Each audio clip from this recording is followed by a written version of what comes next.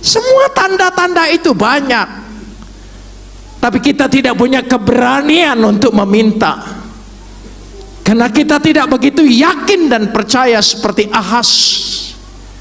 Tapi dia punya kemungkinan. Perhatikan saudara. Shalom. Malam ini kita akan membaca firman Tuhan, dimulai dengan satu ayat saja, diambil dari Yesaya pasal 7 ayat yang ke-14. Yesaya pasal 7 ayat 14. Kita akan membacanya bersama-sama. 1, 2, 3. Sebab itu Tuhan sendirilah yang akan memberikan kepadamu satu pertanda.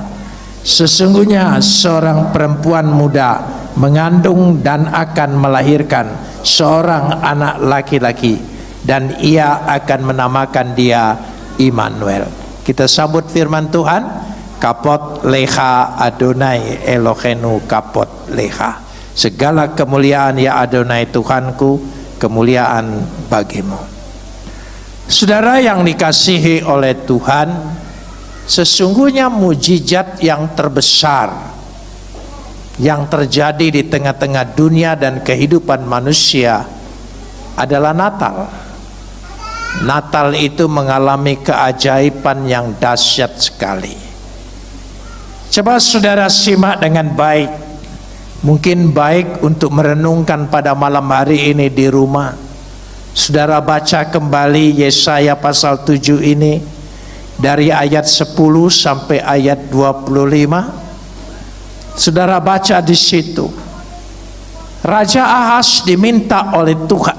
Firman Tuhan berkata, mintalah tanda. Raja Ahaz tidak sanggup. Kenapa? Karena tidak mungkin, sangat tidak mungkin Tuhan datang kepada manusia. Bukankah agama-agama itu mencari jalan, berupaya bagaimana manusia bisa menghampiri Tuhan? Itu kan semua upaya manusia. Tidak mungkin. Karena itu kalau Tuhan menghampiri manusia, menjadi manusia, orang tidak percaya, itu wajar. Karena itulah pikiran dunia. Tidak mungkin. Sama halnya Ahaz sendiri berpikir, tidak mungkin aku minta satu tanda yang dahsyat bahwa Tuhan menghampiri manusia.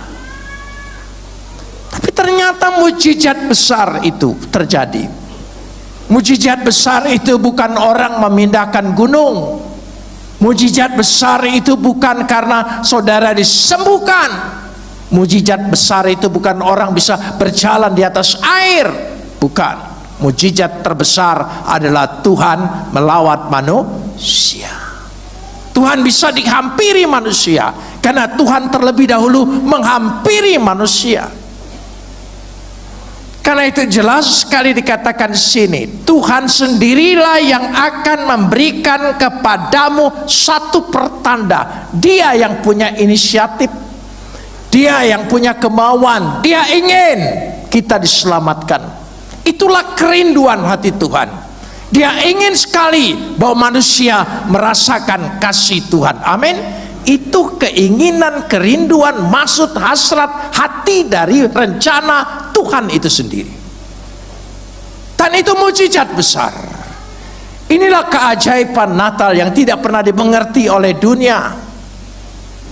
Karena apa demikian? Karena dilanjutkan ayat ini, sesungguhnya seorang perempuan muda mengandung dan akan melahirkan seorang anak laki-laki, dan ia akan menamakan dia apa? Immanuel. Tuhan berserta kita. Dia adalah terang. Dia bukan pembawa terang. Dia bukan petunjuk memberikan kehidupan. Dia adalah kehidupan itu sendiri. Dia, pribadinya dia. Dari situlah letaknya. Dia adalah Immanuel. Bersama dia engkau sudah bersama dengan Tuhan. Amin. Tidak mungkin ada manusia bisa menghampiri Tuhan. Maha kudus Tuhan. Tidak ada manusia yang suci, karena dia lahir sebagai manusia berdarah dan daging.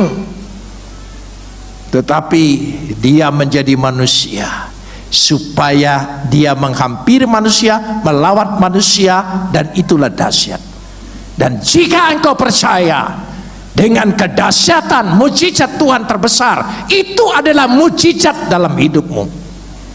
Amin. Mujizat. Tidak semua orang bisa dibukakan hatinya untuk percaya itu. Patut bersyukur kalau kita percaya, bukan karena kita istimewa, tapi kasih Tuhan menghampiri kita dan datang kepada diri kita. Itu dahsyatnya. Itu Immanuel. Akulah terang. Dia bukan pembawa terang, dia terang itu sendiri. Dia bukan pemberi jalan kehidupan, dia adalah kehidupan itu sendiri. Karena itu kalau kita lihat sejenak percakapan Maria dengan malaikat dalam Lukas pasal 1 ayat yang ke-34. Ayat yang ke-34. Lukas pasal 1 ayat 34. Jalan-jalannya pun tidak mungkin. Coba bisa ditayangkan.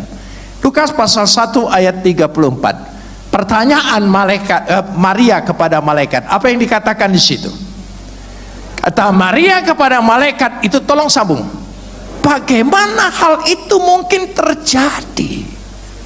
Ya, karena aku belum bersuami. Aku belum berhubungan. Bagaimana mungkin? Jalannya saja sudah tidak mungkin.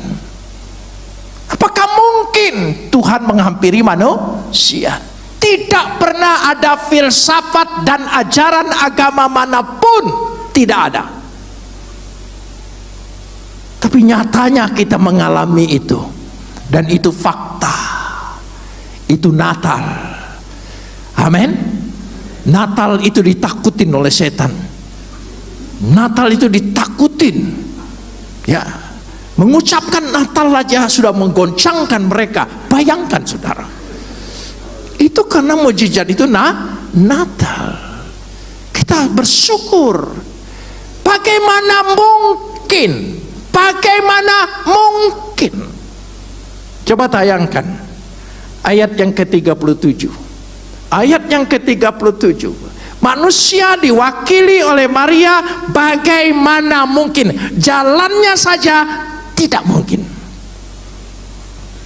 Kita baca bersama-sama. 1, 2, 3. Sebab bagi Tuhan tidak ada yang mustahil. Tuhan punya inisiatif, Tuhan punya rencana, Tuhan punya kemauan. Kalau Tuhan punya kemauan, segalanya mungkin. Engkau bisa dibuka hati, percaya pada Yesus. Itu karena Tuhan sudah melawat kita. Tuhan menghampiri kita, Tuhan memilih kita, Tuhan menetapkan kita. Dan dibuktikan nanti bahwa pilihan Tuhan itu pasti menang. Amin. Situ letaknya. Bagaimana mungkin? Kalau kita lihat ke belakang, berapa banyak tidak mungkin. Apalagi dia yang roh itu menjadi darah dan daging. Tapi Tuhan kasih aba-aba lebih dulu. Abraham dan Sarah mungkin tidak melahirkan. Dia sudah lanjut usia, sudah tua lanjut usia, sudah mati haidnya. 3 kata menghalangi dia. Tapi kemauan Tuhan menerobos semua perhitungan-perhitungan manusia. Bagi Tuhan tidak ada yang mustahil. Dari situ letaknya. Kita lanjutkan sekarang ini.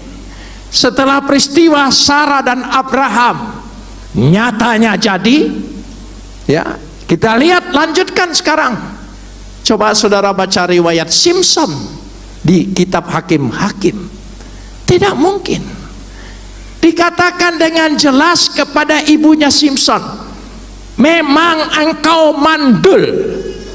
Perhatikan saudara, itu perhitungan dukun waktu itu mungkin. Ya, katakanlah secara medis sudah tidak mungkin. Tapi Tuhan bisa menerobos segala pendapat manusia, segala hambatan manusia, segala halangan manusia. Kalau Yesus menjadi manusia, firman Tuhan itu dimungkinkan oleh Tuhan, maka segala kemungkinan atas permintaan, atas nama Dia, saudara, dimungkinkan. Amin. Kita imani. Samuel, bagaimana mungkin dia lahir? Semua tanda-tanda itu banyak, tapi kita tidak punya keberanian untuk meminta, karena kita tidak begitu yakin dan percaya seperti Ahaz. Tapi dia punya kemungkinan. Perhatikan saudara, tadi sejenak kita melihat, tapi saya ingin menjelaskan inti Alkitab. 3 orang Majus membawa persembahan emas, kemenyan dan mur. Emas, kemenyan dan mur. Saudara mengerti emas? Nilai yang tertinggi adalah emas. Emas itu tidak bisa lenyap loh. Walaupun digali, diambil, lenyap tidak. Batu bara dibakar habis, minyak dipakai habis. Tapi emas dibentuk apapun tidak pernah habis. Tetap emas. Tetap menunjukkan apa? Kekekalan. Ini raja kekekalan, punya kuasa yang kekal. Kekekalan ada pada dia, kekuasaan ada pada dia, keunggulan ada pada dia. Dia segala-galanya, Yesus. Kita tidak bergantung iman dengan konsep-konsep dogma-dogma. Tidak, kita penting sekali bergantung pada pribadi siapa? Yesus itu. Itu menjadi pegangan kita. Terus yang kedua, dibawa persembahan emas, kemenyan. Kemenyan itu sudah menjadi tradisi untuk penyembahan. Engkau tidak perlu bawa kemenyan lagi, karena engkau sudah memiliki kemenyan. Arti kemenyan adalah penyembahan. Tidak seorang pun dapat menghampiri Bapa, tidak seorang pun. Tapi lewat dia adalah kemenyan itu sendiri. Dia adalah wujud penyembahan itu sendiri. Dia adalah ibadah itu sendiri. Lewat dia engkau bisa sampai kepada Bapa, bahkan menyapa dia Bapa. Amin. Di situ. Itu letaknya. Dan yang ketiga adalah mur. Mur adalah untuk rempah-rempah orang mati. Kematiannya dari awal. Bayangkan, masih bayi sudah dibayangkan kematian, karena kematiannya membawa kehidupan. Kematiannya menjadi kebanggaan, kematian menjadi keselamatan, kematian dia menjadi harapan.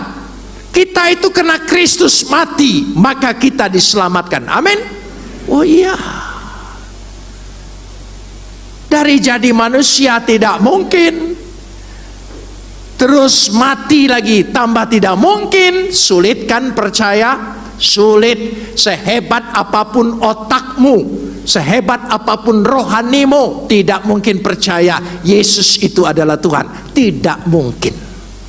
Dalam dirinya adalah Tuhan yang menghampiri manusia. Tidak mungkin. Sekarang kita lihat diri kita. Kenapa engkau percaya? Coba, kenapa kita percaya? Coba renungkan malam ini. Kenapa percaya? Padahal yang mendidikmu, orang tuamu mungkin di kampung yang nggak berpendidikan. Pendeta juga khotbah tidak pernah ada yang sempurna. Tapi mengapa engkau percaya? Itu karena mujizat besar sudah terjadi di dalam hidup kita. Beri kemuliaan bagi dia. Engkau sudah mengalami mujizat besar. Dahsyat kalau kita mensyukuri seperti ini. Berapa banyak orang ahli agama, ayo, lebih hebat dari kita. Oh, banyak. Bahkan di luar kita di sana, mereka mengaku lebih ahli daripada kita tentang agama. Silahkan, tapi toh dia tidak bisa percaya. Kenapa? Dari situ letaknya. Orang untuk mengetahui pekerjaannya, segala sesuatunya sangat susah. Saudara percaya bagi Tuhan tidak ada yang mustahil.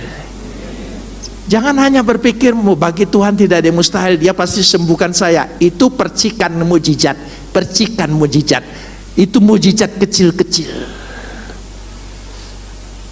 Tuhan pasti tolong ekonomimu, itu mujizat, amin. Tapi mujizat kecil. Tuhan berkati masa depanmu, itu mujizat, amin. Itu mujizat kecil.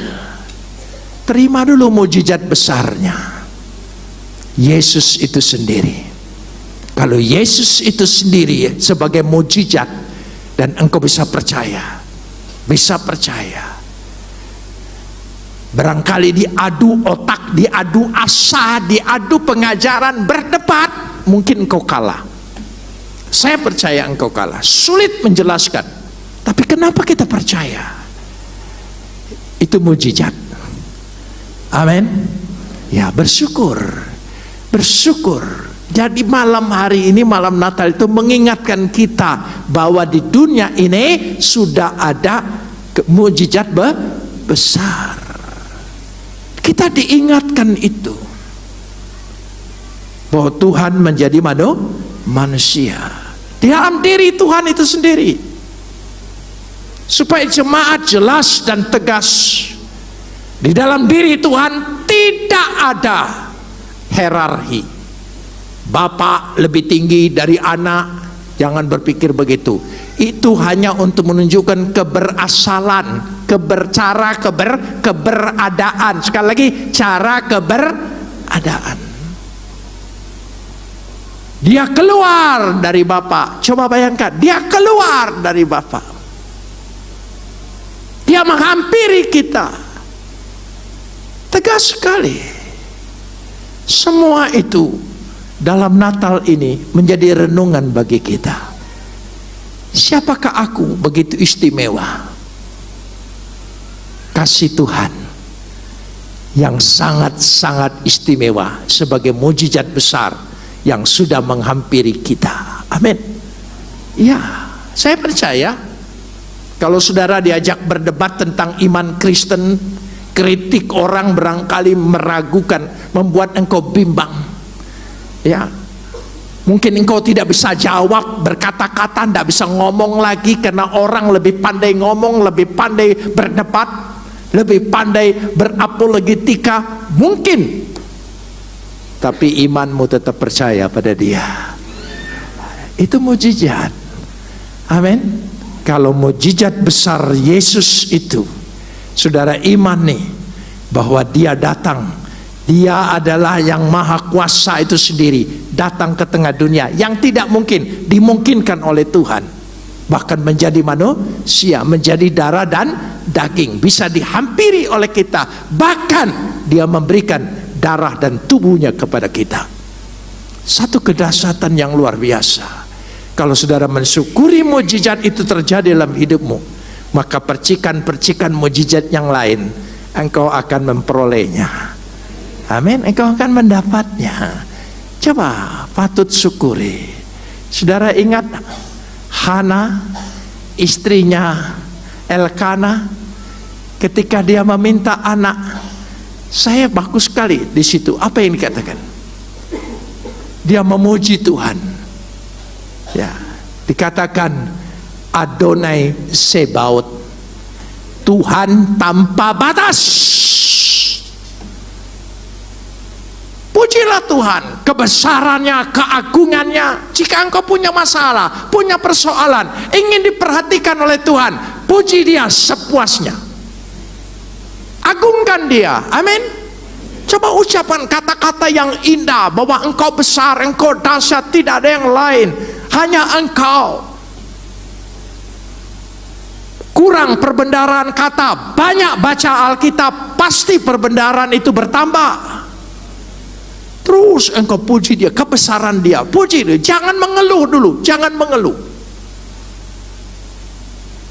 Padahal Hana itu punya masalah, perih hatinya, dihinakan, tidak dibela, tidak ada yang bela.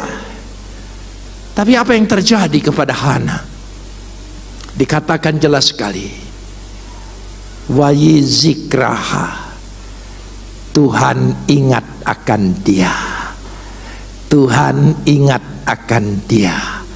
Percayalah, Tuhan ingat kita. Satu persatu dia ingat. 3 orang yang muncul tadi, dia ingat satu-satu, saudara. Dia ingat, dia tahu tabiat kita, karakter kita. Dia tahu kelebihan dan kekurangan kita. Dia tahu kelemahan kita. Tidak usah malu. Tidak usah malu. Manusia punya kelemahan, itu sudah kawannya. Kalau manusia tidak punya kelemahan, itu berarti malaikat dia. Dan kalau malaikat, dia pergi ke sana dan tidak tinggal di dunia. Itu malaikat. Kita percaya malaikat, bukan bidadari. Bukan. Karena agama yang Tuhan ajarkan kepada kita hal-hal yang spiritual, yang rohani, yang berpikir kudus dan suci. Sudah cukup engkau kawin-mengawin di dunia karena rasa kurang puas, mau kawin-mengawin lagi di sorga. Loh iya, apa? Agama bukan seperti itu. Jadi kalau kita bisa percaya Yesus mukjizat besar, katakan Yesus mukjizat besar. Amin. Kenapa mukjizat? Karena tidak mungkin Tuhan bisa menghampiri manusia. Tidak ada caranya, tidak ada jalannya, tidak ada konsepnya. Tapi ternyata Tuhan menghampiri manusia karena bagi dia tidak ada yang mustahil. Tuhan ingat, saya percaya. Sekali lagi saya ingin tegaskan, kita ingin percikan-percikan mujizat, amin. Tapi percaya dulu sumber mujizatnya itu, mujizat besarnya itu. Percaya itu dulu, terimalah. Immanuel, Tuhan beserta kita. Di dalam diri kita sudah ada Tuhan. Amin. Katakan, dalam diriku sudah ada Tuhan. Amin. Pribadi siapa itu? Yesus. Yesus. Coba lihat, ada enggak pribadi yang menjamin engkau seperti itu? Agama apapun saya tegaskan, tidak ada. Hanya Yesus kan? Ada dalam diri kita. Amin. Jika engkau ada dalam aku dan aku ada dalam engkau. Katakan, dalam diriku ada Yesus. Amin. Ada Yesus. Tidak usah takut. Amin. Di dunia aja tidak perlu takut. Di alam maut pun engkau tidak takut karena dia beserta kita. Amin. Ketika kita mati masuk ke alam maut, perjalanan ke alam maut, mungkin ada orang mengerikan. Yang mengerikan itu karena engkau terpengaruh film-film Hollywood. Tapi saya percaya, begitu dia adalah terang, ya, begitu kita masuk ke dalam kegelapan, dikatakan kegelapan tidak berkuasa atas terang. Jadi ketika kita masuk ke alam maut, tidak gelap gulita, apa? Terang benderang. Amin. Menyambut kita, menaikkan kita ke surga, menghampiri dia, tahta yang paling tinggi. Karena sang terang itu sudah ada dalam dirimu. Amin. Ya, karena engkau kurang percaya, memang rada redup-redup. Itu sebabnya. Makanya iman orang Kristen itu persis lampu yang ada di pohon Natal. Ya, kelap-kelip. Kadang terang, kadang gelap, kadang terang, kadang gelap. Jadi itulah orang Kristen itu jujur. Ya, dengan bodohnya dia tunjukkan, saudara ya. Ya, kadang terang, aku kadang-kadang terang, kadang-kadang gelap. Dari situ letaknya. Malam hari ini saya ingin mengajak merenungkan. Pulang ke rumah, maukah engkau membaca Yesaya pasal 7 ayat 10 sampai 25. Engkau lihat di sini, raja tidak sanggup, minta tanda dia tidak mungkin. Dia takut. Tapi Tuhan sendiri yang memberikan tanda. Tandanya apa? Yesus sudah lahir. Yesus sudah lahir. Bukan sudah lahir saja, dia sudah mati dan bangkit bagi kita. Jangan berubah, jangan berubah. Engkau mau pindah agama apapun, kalau tidak ada Yesus, sia-sia, percayalah saudara. Sia-sia. Sia-sia. Karena Yesus itulah jadi jaminan. Karena itu saya imani betul, saya pegang teguh, saya kokoh terhadap pendirian pribadi Yesus. Saya tidak takut menghadapi apapun, mengatakan apapun. Yang terpenting Yesus ada dalam diriku. Amin. Tidak usah takut. Kita minoritas, sana mayoritas, apa artinya bagi Tuhan? Amin. Aminnya sedikit. Karena saudara hidup dengan minoritas sindrom. Saya ngobrol dengan cucu saya sejenak. Kan cucu saya tentu saja turunan kakeknya sipit-sipit kan. Ya kadang-kadang orang, teman saya berpikir saya ini Chinese katanya. Saudara, saya kemanapun tidak pernah orang berpikir saya ini Chinese, kecuali orang Chinese. Loh ya, satpam di rumah saja yang jaga jalan kami, yang buka gerbang tutup gerbang jalan maksudnya.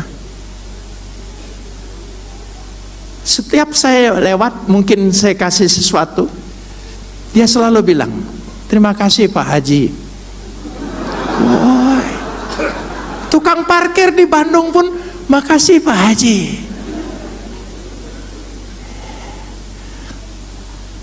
Kenapa coba? Ada wajah dari apa? Bukan, apa beda? Sikap mental. Sikap mental bukan minoritas sindrom. Sikap mental yang punya negeri ini. Sikap mental kita tidak pernah takut karena kita anak Tuhan. Amin. Tunjukkan itu. Jangan takut. Orang Batak kok takut? Muka saja sudah menakutkan. Loh iya, kenapa takut?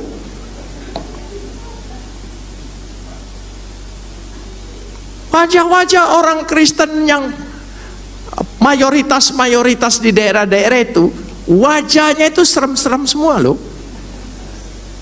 Kenapa takut? Takut.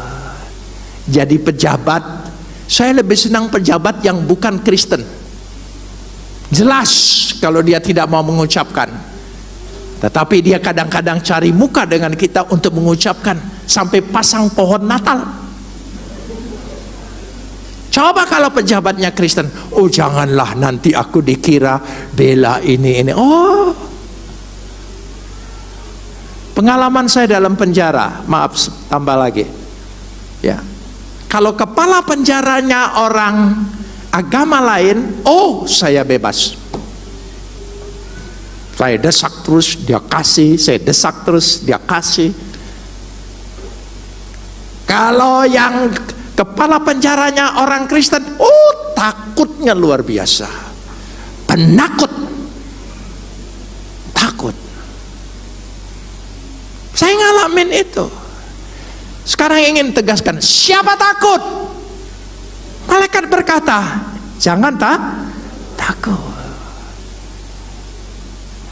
Petrus tenggelam di air bukan karena gelombang, bukan karena rasa takut. Rasa takut itu membuat engkau tenggelam, bukan karena gelombangnya yang besar.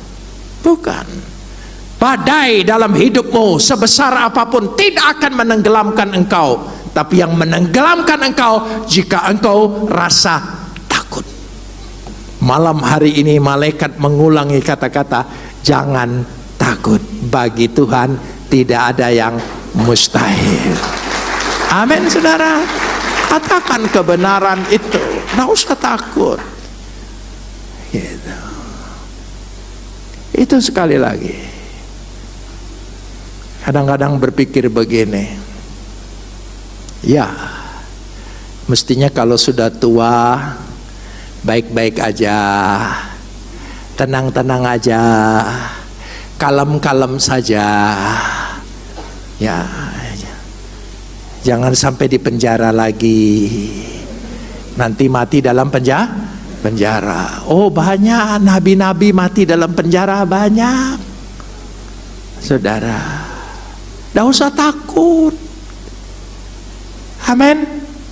Keberanian itu bukan karena kita berani-beranikan, bukan. Keberanian itu datang. Bukankah dikatakan orang yang ada kasih tidak ada ketakutan. Kalau betul-betul kasih Tuhan itu memenuhi hidupmu, tidak mungkin engkau takut. Jangankan takut mati, takut lapar, takut masa depan, takut penyakit, tidak ada ketakutan.